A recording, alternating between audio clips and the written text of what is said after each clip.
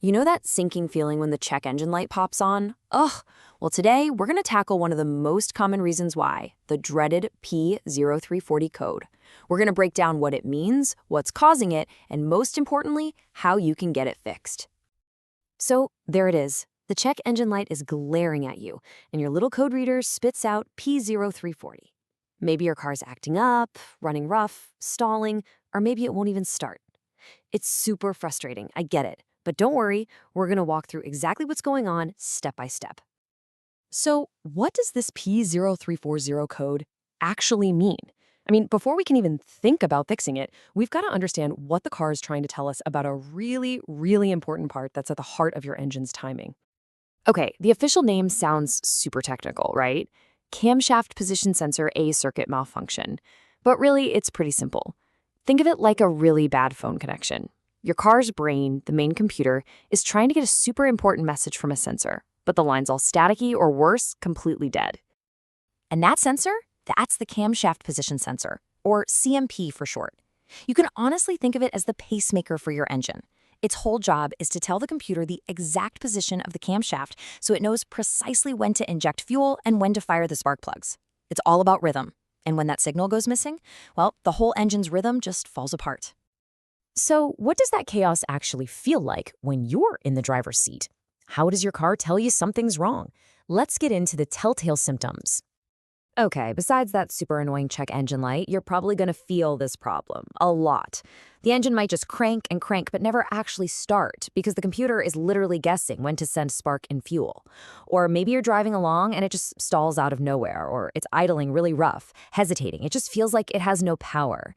These are all classic textbook signs that the engine's timing is all messed up. All right, so now we know what it is and why it's happening. So let's put on our detective hats and investigate the usual suspects behind that P0340 code. You know, more often than not, the answer is the simplest one. The number one most common cause? The sensor itself just gave up. It failed. After years and years of dealing with intense heat, constant vibration, and being bathed in engine oil, these little guys can just wear out and stop sending a clear signal. It happens. But while the sensor is definitely suspect number one, it's not the only thing that could be wrong. The problem could be in the wiring, a wire that's melted or a connector that's all corroded. It could even be something as simple as a blown fuse. Sometimes you'll even find tiny metal shavings stuck to the sensor's magnetic tip, messing with the reading.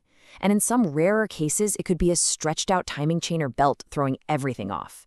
And way, way down the list of possibilities, the engine's computer itself could be the problem, but that's pretty rare. Oh, and here's a quick pro tip for anyone with a bigger engine. If you've got a V6 or a V8 under the hood, you have two banks of cylinders. That code, P0340, specifically points you to a problem on bank 1. And bank 1 is always the side of the engine that has the number 1 cylinder. That little piece of info can save you a ton of time right from the start. Okay, we've got our list of likely causes. Now, let's talk action.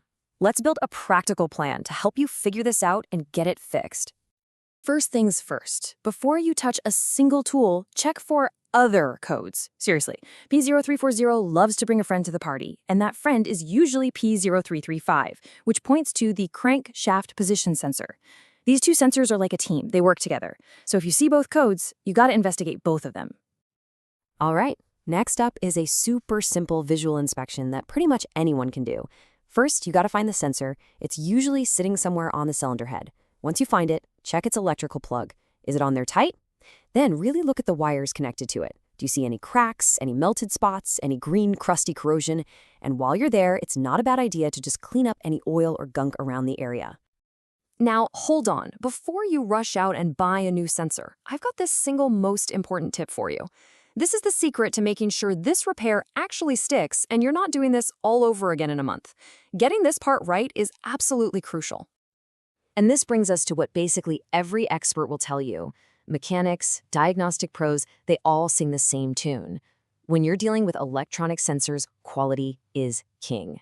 I know, it's so tempting to go online and grab that super cheap one, but trust me, it is almost always a huge mistake. And here's why that's such a bad idea. A good quality OME sensor, that's the one the car manufacturer uses, it's built to the exact specs your car's computer is expecting. It gives a clean, rock-solid signal. That cheap aftermarket part, well, it might fail in a few weeks, or worse, it might send a wacky signal that creates a whole bunch of new problems. You'll end up spending way more time and money in the long run. The takeaway here is really simple. Don't cheap out on this part. Just don't. Okay, one last little detail you need to know about. After you swap in the new sensor, some cars need you to do what's called a relearn procedure. This basically helps the computer calibrate itself to the new part. Not every car needs it, but a quick search online for your specific make and model will tell you if it's something you have to do. And there you have it, the P0340 code. Totally demystified. It's a perfect example of how one tiny little part can cause a massive headache, and how choosing quality over a cheap price tag can save you a world of trouble. So that leaves me with one final question for you. Now that you know, what's the one part in your car you'll never go cheap on again?